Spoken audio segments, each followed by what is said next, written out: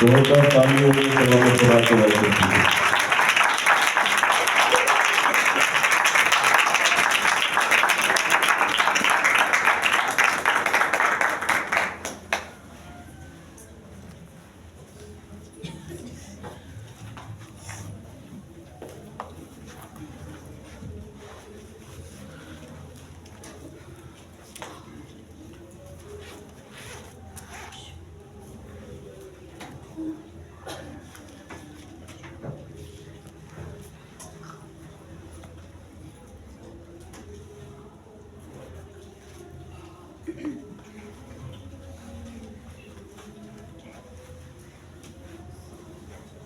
मसीह यीशु में आप सबकी सलामती हो। खुदा बाप की तरफ से आप सबको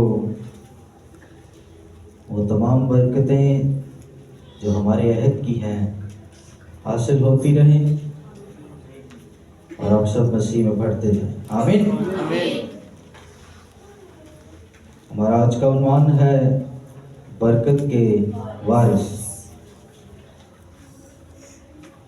हम तलावत करेंगे इब्रानियों के नाम खत उसका 12वां बाब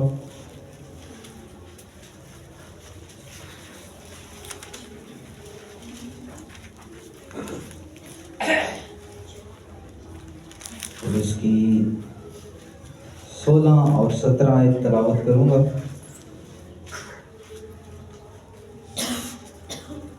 मेरी कोशिश होगी कि 35 से 45 मिनट में मैं पैगाम को क्लोज करूं, लेकिन अगर कुछ वक्त ज़्यादा लग जाए तो आज के दिन जो है वो मुझे रियायत दीजिएगा, क्योंकि पैगाम थोड़ा वसी है, लंबा है।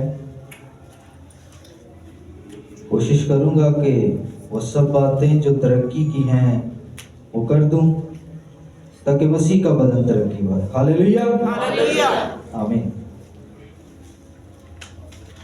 16वीं आयत में लिखा है, और ना कोई हरामकार या ईसाऊ की तरह बेदीन हो, जिसने एक वक्त के खाने के हिफ्ज अपने पलौठे होने का हक बेच डाला, क्योंकि तुम जानते हो कि इसके बाद जब उसने बरकत का वारिस होना चाहा तो मंजूर ना हुआ, चुनाचे उसको नीयत की तब्दीली का मौका ना मिला, गो उसने आंसू बहा बहा कर उसकी बड़ी तलाश की।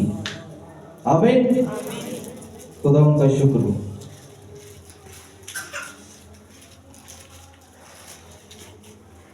जिन लोगों को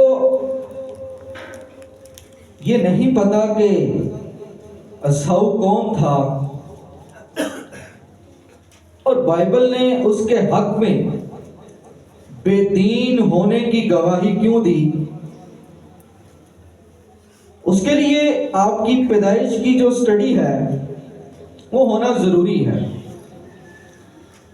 तब आप बेहतर जानेंगे कि उस वक्त किन हालात में क्या हुआ कि जिसके सबब से ईसाऊ के हक में बाइबल इस तरह की गवाही देती। अलबत्ता पैगाम को समझने के लिए थोड़ा सा हिस्सा जो है वो हम इसका पढ़ेंगे। आप निकालें पैदाइश उसका 25 बाब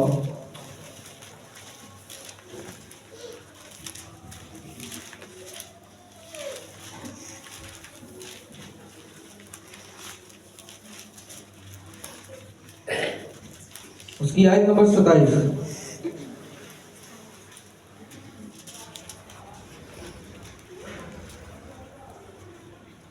लिखा, और वो लड़के बढ़े और ईसाऊ शिकार में माहिर हो गया और जंगल में रहने लगा।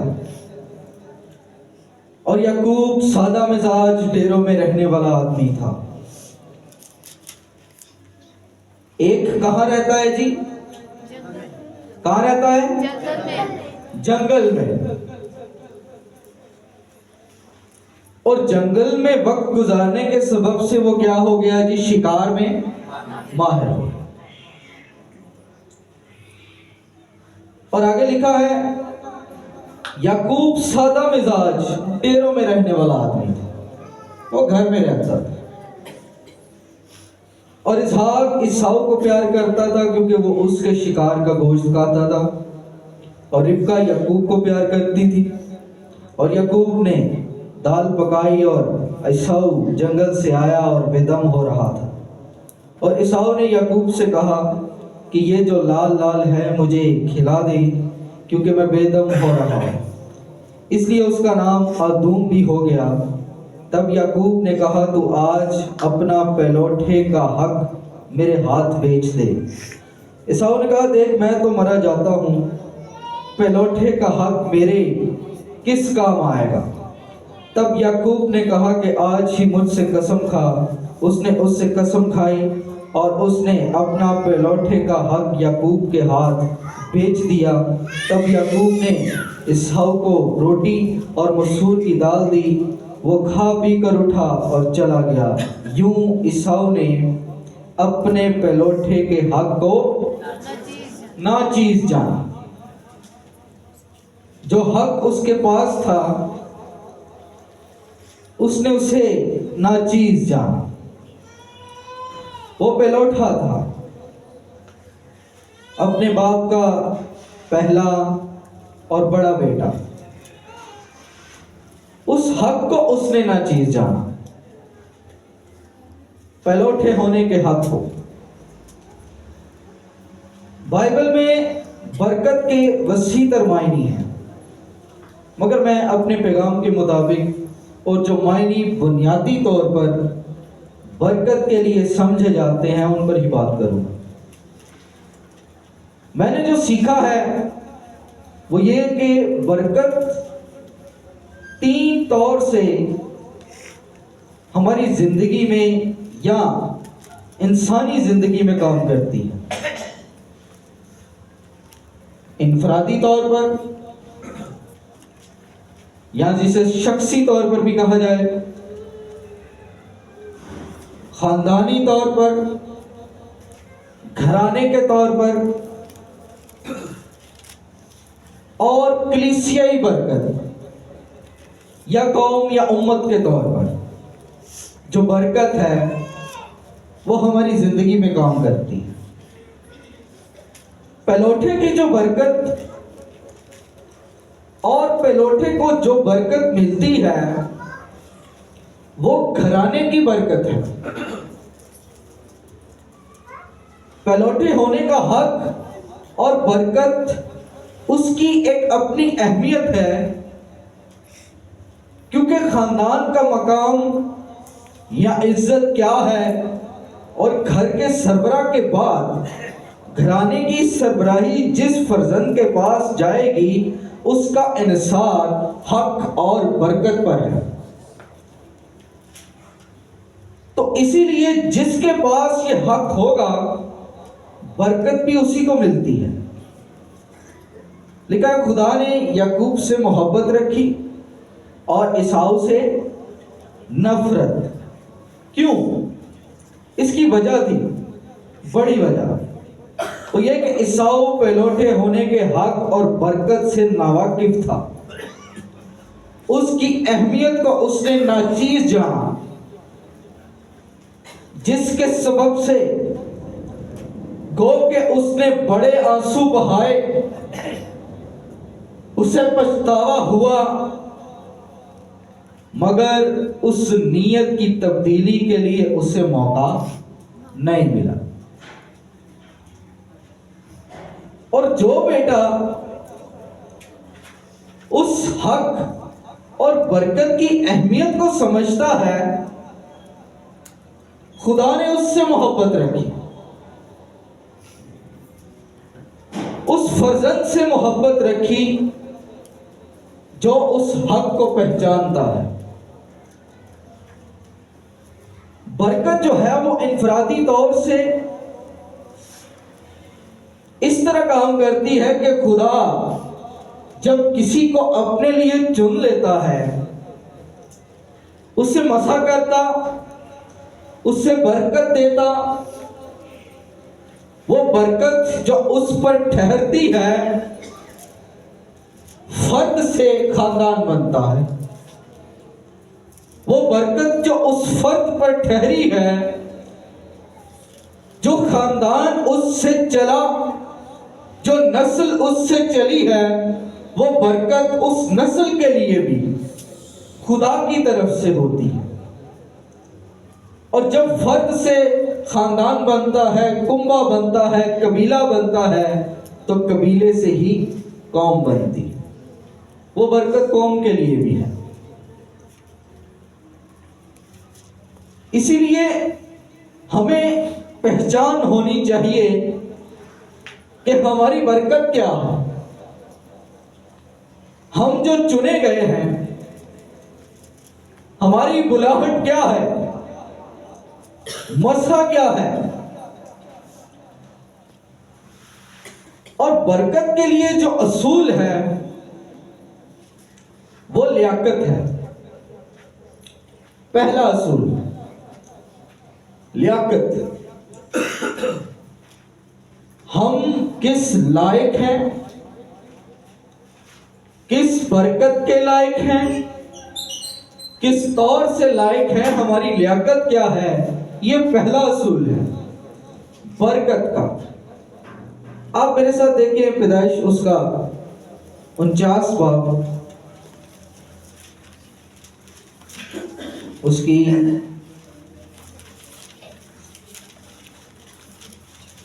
28 आयत।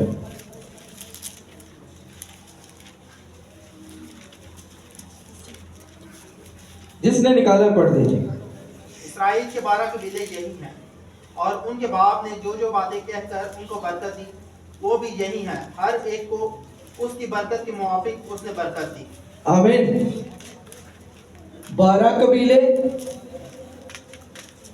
उनको बाप याकूब की तरफ से उसने बुलाया, अपने बेटों को बरकत दी, और हर एक को उसकी बरकत के मुआफिक उसने बरकत दी, लियाकत के मुताबिक कि वो किस लायक है। बरकत तो दी जा रही है मगर उनकी लियाकत के मुताबिक। बरकत है क्या? बरकत है खुदा की तरफ से बढ़ोतरी का कलाम। क्या है खुदा की तरफ से? सारे मिलके बोले, क्या है खुदा की तरफ से? बढ़ोतरी का कलाम। और इसके मुतजाद, इसके उलट, बरकत के उलट लानत होती है। लानत जो है वो खुदा की तरफ से सजा है। खुदा ने इंसान को बनाया और उससे बरकत दी। क्या बरकत दी? के फलो, फड़ो, जमीन को मामूरो, महकूम करो। बरकत दी। फड़ो, जमीन को मामूर करो। क्या वो बरकत सिर्फ उसी जोड़े तक महदूद रही? क्यों जी? नहीं, बल्कि उनकी औलाद, उनके घराने, और चलते चलते तमाम इंसानी नस्ल पर वो बरकत आज भी कायम कर रही है, काम कर रही है, आज भी कायम है, जो खुदा की तरफ से आदम को दी गई। और जब गुनाह किया तो सजा में क्या मिली थी? लानत। सजा में क्या मिली? लानत। और लानत क्या है? मौत। मैं आपको बरकत के जो मानी है बुनियादी तौर पर मैं वो समझा रहा हूं। फर्क क्या है लानत और बरकत का, और ये अपने आप में क्या मानी रखती है। क्या खुसूसियत रखती है। आप ज़बूर देखें 133,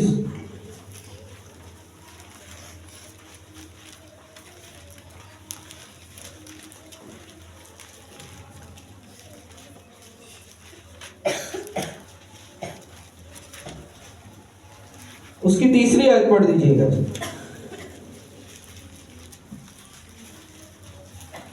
यह हरमोन की औस की मानंद है जो सयून के पहाड़ों पर पड़ती है, क्योंकि वही खुदावंद ने बरकत का यानी हमेशा की जिंदगी का हुक्म फरमाया। बरकत का यानी हमेशा की जिंदगी हमेशा की जिंदगी का हुक्म फरमाया। तो बरकत क्या है जी? हमेशा की जिंदगी।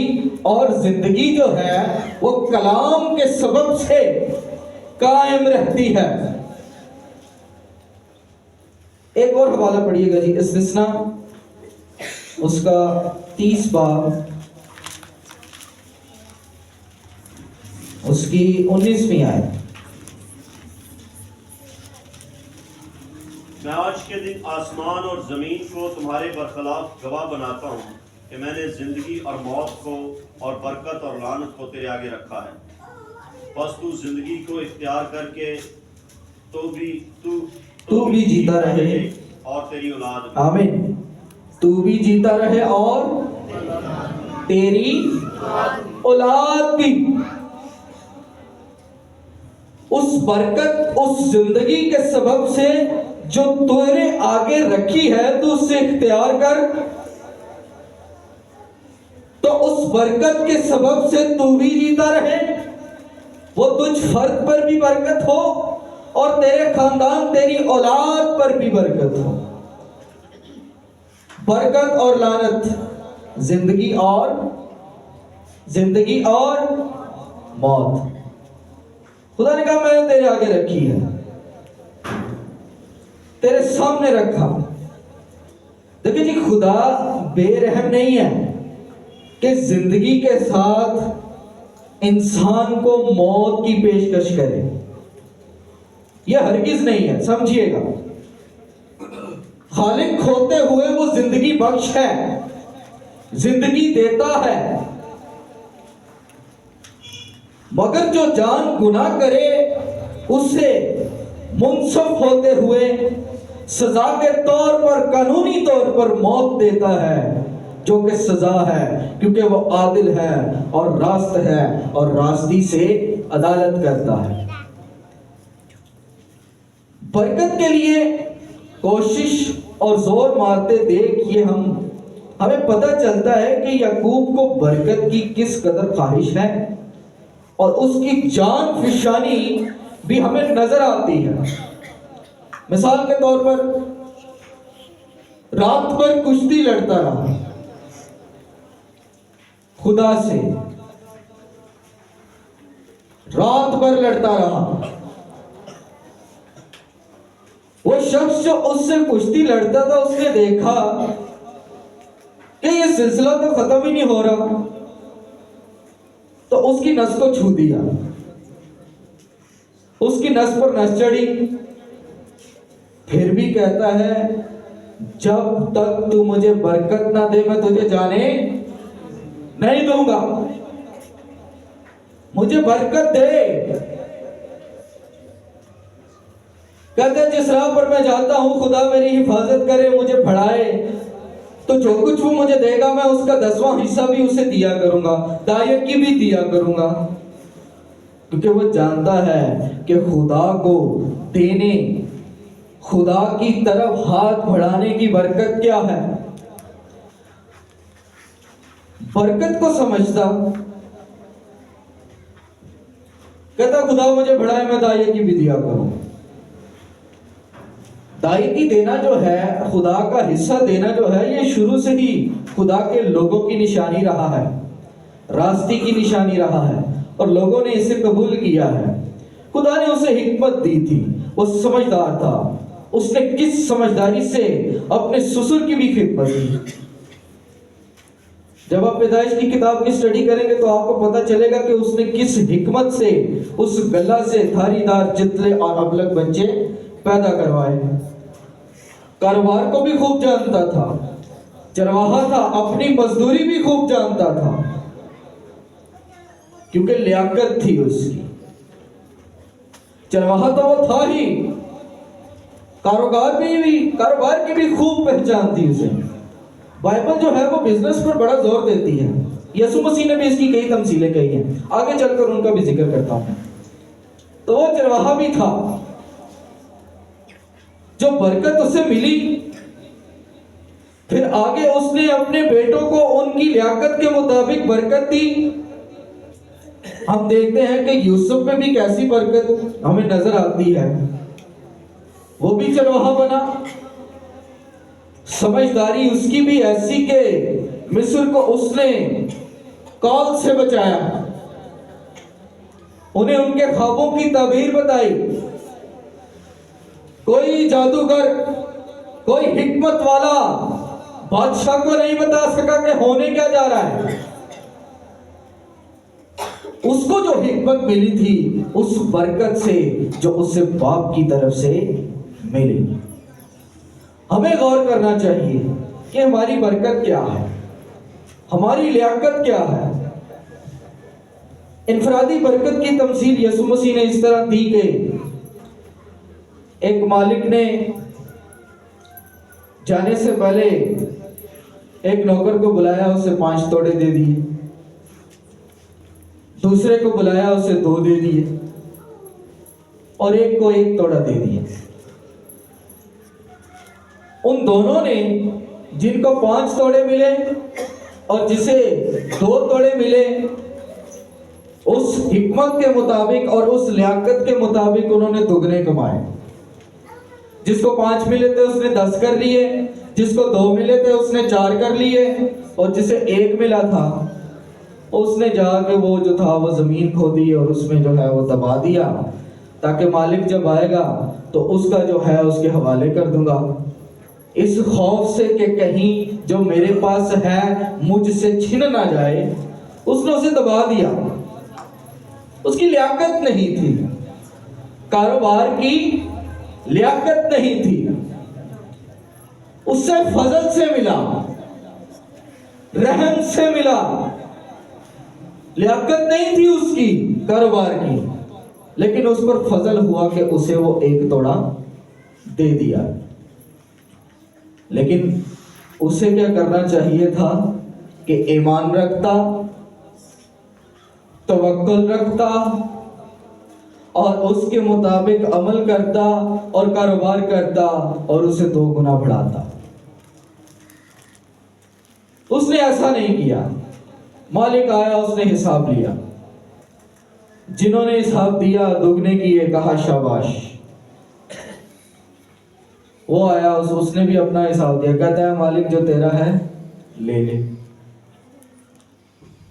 उसने कहा सुस्त नौकर, चला जा, इससे ये ले लो और उससे दे दो जिसके पास 10 हैं। उससे वो भी ले लिया गया जो उसके पास था। कहा जिसके पास है उसे दिया जाएगा, और जिसके पास नहीं, जो इस लायक नहीं, जिसकी लियाकत नहीं, उसे जो फजल करके रहम करके दिया गया है उससे वो भी ले लो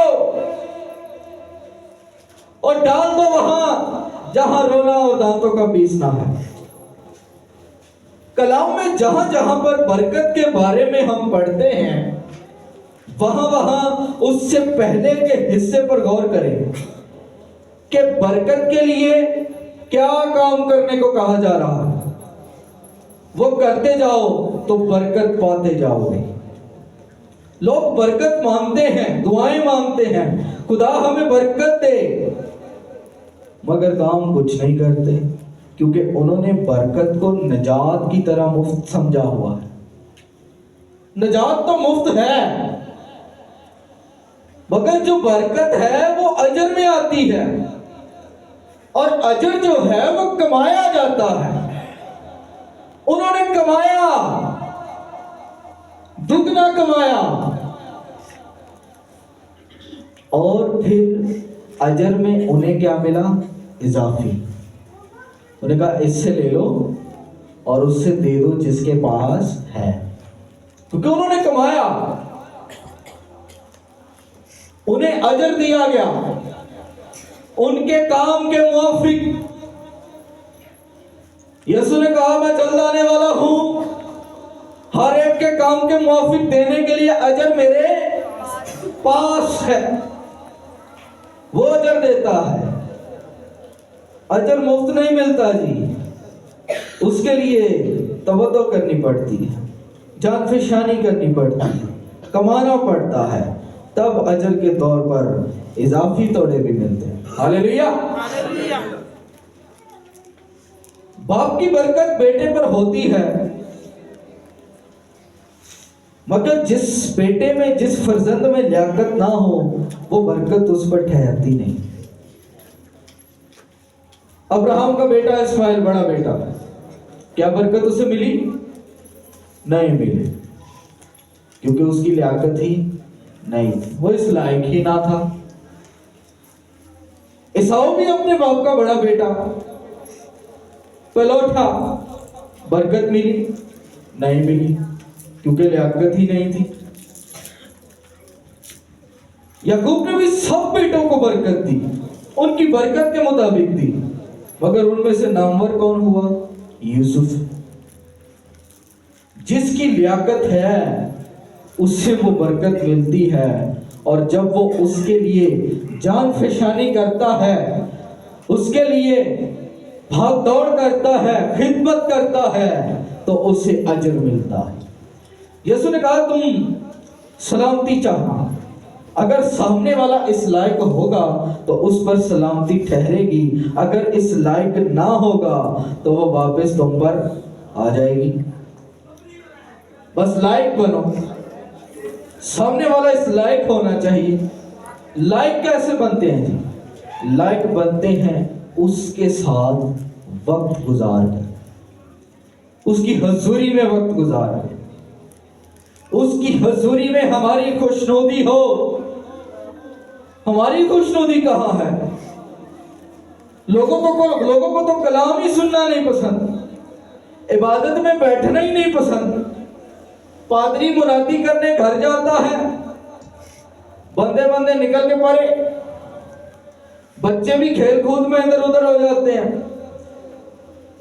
खवातीन बेचारी फंस जाती हैं, वो कहीं जा नहीं सकती, वो किचन में अपना काम खत्म करके आती हैं, चलो जी इबादत करिए, और ये अपना काम मुका के आती हैं, वेले हो के इबादत करानी।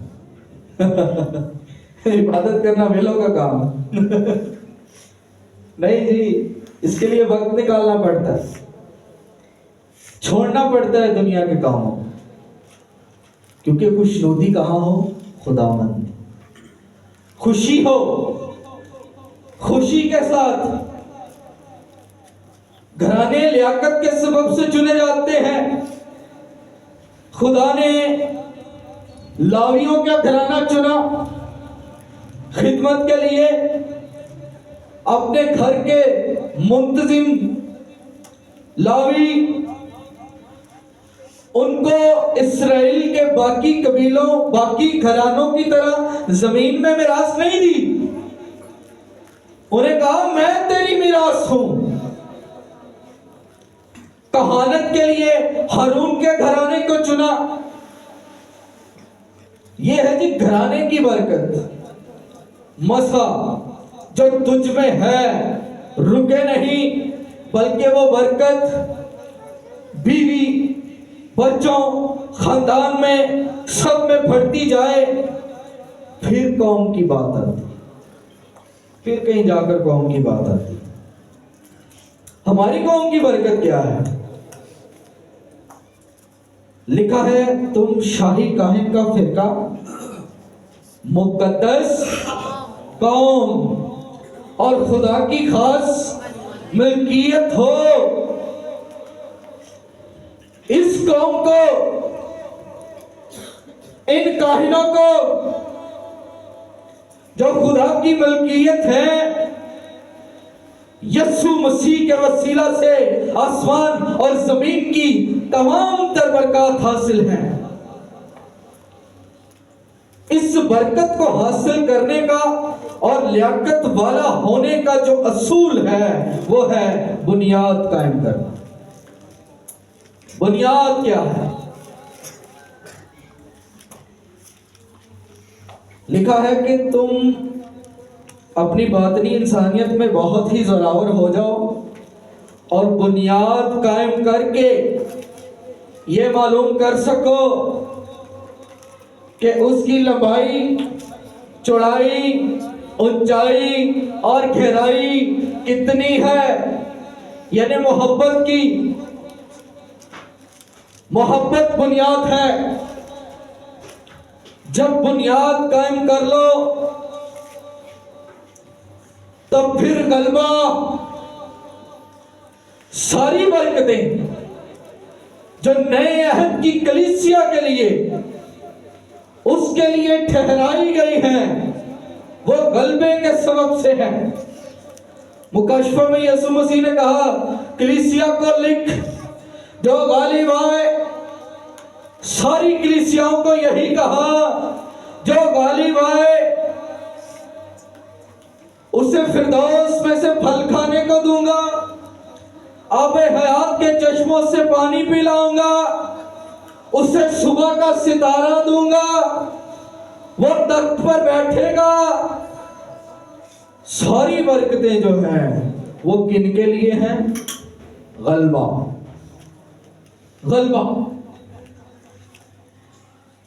देखिए जी, जो चीज बरकत को रोकती है वो है ख्वाहिश। ये बरकत को रोकती है। एक वक्त का अगर खाना ना मिले, मुझे बताएं क्या आदमी मरेगा? 40-40 दिन वो लोग भूखे प्यासे रहे। मूसा पहाड़ पर गया, 40 दिन कुछ ना खाया। यीशु ने अपनी खिदमत का आगाज किया, 40 दिन कुछ ना खाया। कुछ हुआ? मूसा के बारे में तो लिखा है और उन लोगों के बारे में लिखा है, ना तो उनकी तबीयत कुव्वत कम हुई, ना उनकी आंख धुंधलाई, कुछ नहीं हुआ, क्योंकि खुशनुदी किसमें थी? खुदावंद। ख्वाहिश नहीं थी। और ईसाऊ एक वक्त के खाने के लिए, उस ख्वाहिश के लिए उसने उसे ऐसा क्या कर दिया कि उसने उस लियाकत और हक और बरकत को नाचीज जाना कि ये मेरे किस काम आएगा। इतनी बड़ी बरकत को समझा ही नहीं। एक बात याद रखना है, सब जरूरतों का वादा, इंसानी जरूरतों का वादा जो खुदा ने किया है हमारे साथ, वो सब के सब रास्ती के साथ। अपनी जरूरत पूरी करो, अपनी ख्वाहिश पूरी करो, मगर रास्ती के साथ। क्या लिखा है कि पहले उसकी रास्तबाजी और बादशाही की तलाश करो तो ये चीजें तुमको इनाम में मिल जाएंगी। हालेलुया। जब हम बाइबल में पढ़ते हैं बरकतों के बारे में तो बड़ी खुशी होती है। बड़ी बरकतें बाइबल में हम पढ़ते हैं, हम खुश होते हैं, कलीसिया तालियां बजाती है। मगर वो बरकतें जो हम किताबे मुकद्दस में पढ़ते हैं वो सब तो उनके लिए थी, उनकी लियाकत के मुताबिक थी, उनकी इंसानियत के मुताबिक थी, उनके अहद के मुताबिक थी, उस कलाम के मुताबिक थी जो कलाम उन्हें दिया गया। लिखा है कि अगले जमाना में नबियों के मार्फत उसने हिस्सा ब हिस्सा और तरह ब तरह कलाम किया मगर आखिर जमाना में हमसे बेटे की मार्फत कलाम किया। अगले जमाना में कलाम किया गया बाप दादा के साथ, हमारे साथ नहीं किया गया। किसके साथ किया गया? बाप दादा के साथ किया गया, हिस्सा व हिस्सा, तरह ब तरह। आदम के साथ कलाम किया कि ममनुआ दरख्त का फल ना खाना।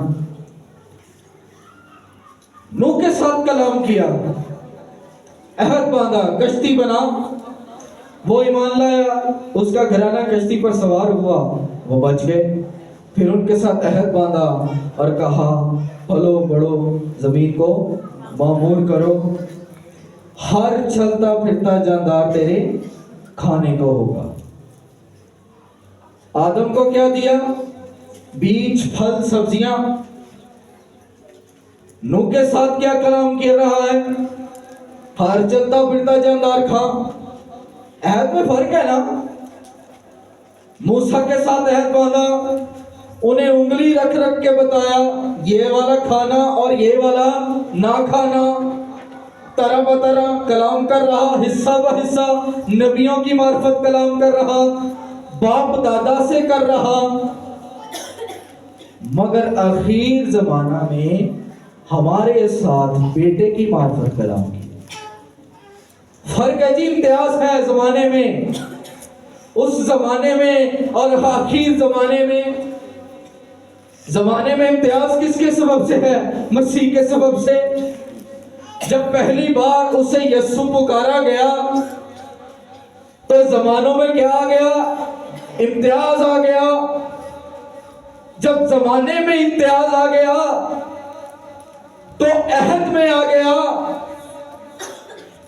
उस कलाम में जो कलाम उन्हें दिया गया था वो हमारे लिए नहीं था, क्योंकि वो पुरानी इंसानियत के थे।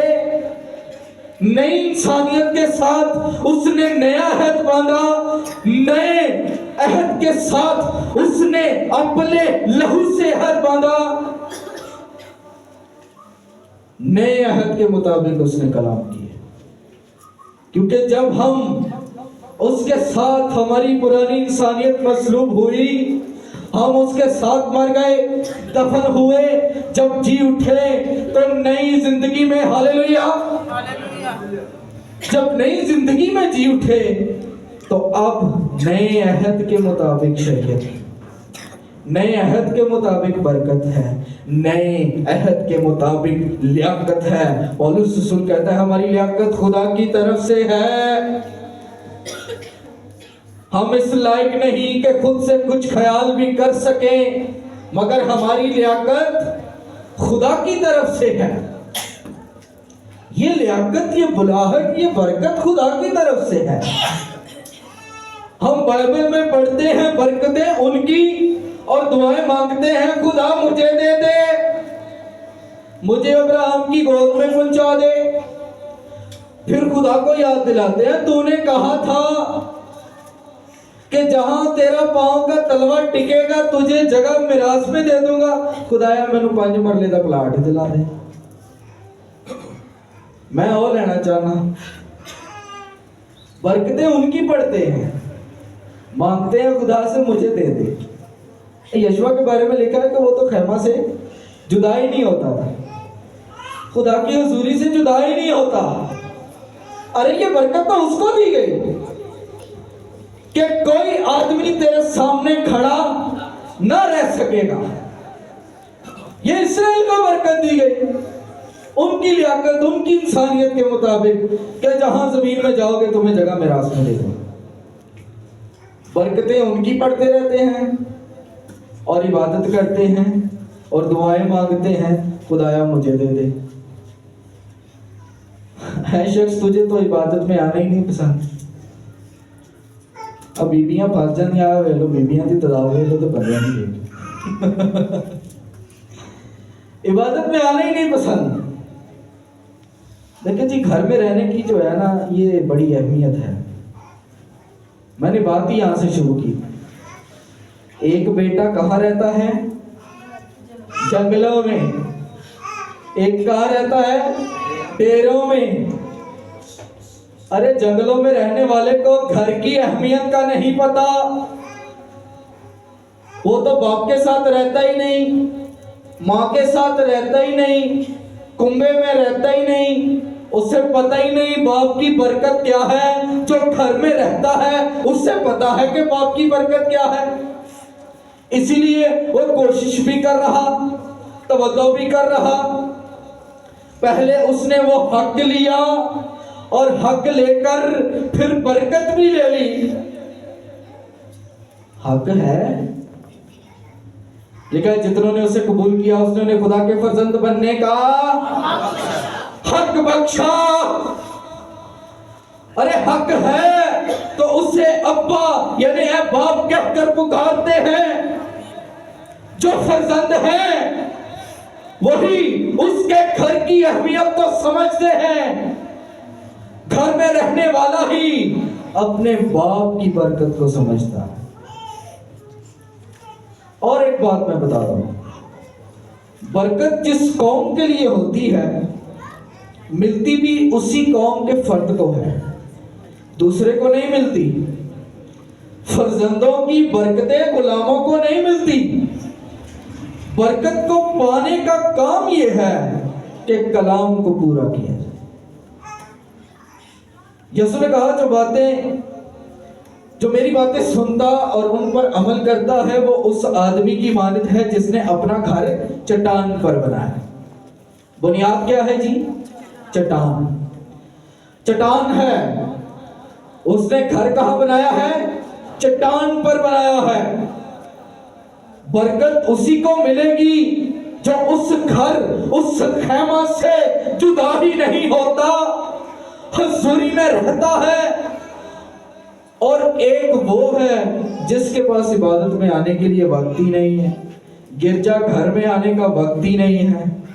वो तो फिर रहा दुनिया में आवारा अपनी ख्वाहिशें और ज़रूरतें पूरी करने के लिए।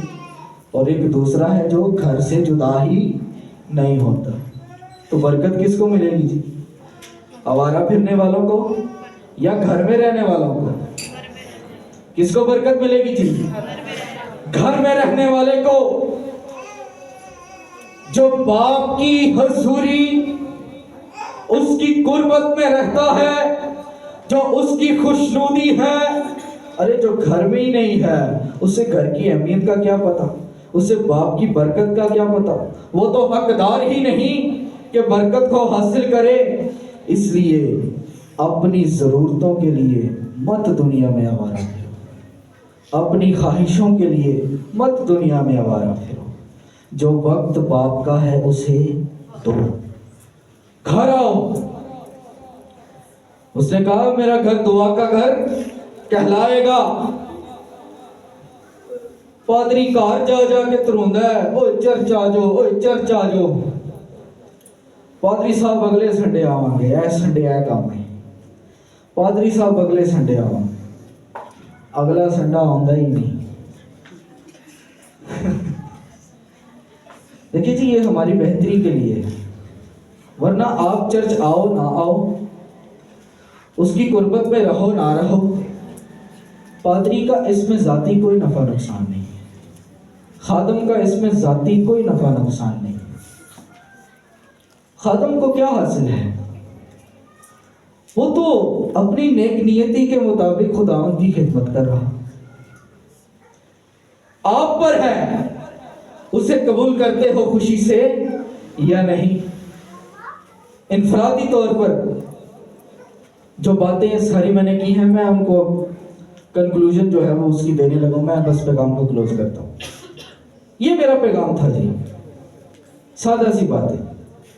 इनफरादी तौर पर बरकत क्या है कि हम इस लायक हों, खुदा के लायक हों। खानदानी बरकत क्या है कि हम खुदा के घराने के हो गए, हम खुदा के फर्जंद हो गए। जब हमारे पास ये हक आ गया है तो उस हक से खुदा की हुजूरी में आओ और उससे अब्बा हक से पुकारो, तो वो तुमको हाथ रखकर बरकत देगा। Hallelujah, hallelujah. वो बरकत देगा, वो अपना वारिस बनाएगा। फिर वही बरकत जो आप पर फर्दन फर्दन हुई है आपके घराने और कलीसिया और कौम तक भी जाएगी। हालेलुया। आए सब आंखों को बंद करें, शुक्रगुजारी करें। हालेलुया। सब उसकी शुक्रगुजारी करें, सब उसकी शुक्रगुजारी करें। उसने बरकत दी है, उसने हमें अपना बेटा फर्जंद बनाया है और बरकत का वारिस बना दिया है। हालेलुया। सब उसकी शुक्रगुजारी करें, खुशी से उसकी शुक्रगुजारी करें, खुशी से भर जाए, उसके रूह से भर जाए और उसकी शुक्रगुजारी करते चले। हालेलुया। तेरा शुक्र हो। रबो शुक्र तो नमो रे बेंदो रे बेशक तेरे में रब्बा बाबा रब्बा सुंदर रबो शुक्र तो नमो। हालेलुया। सब अपने कदमों पर खड़े।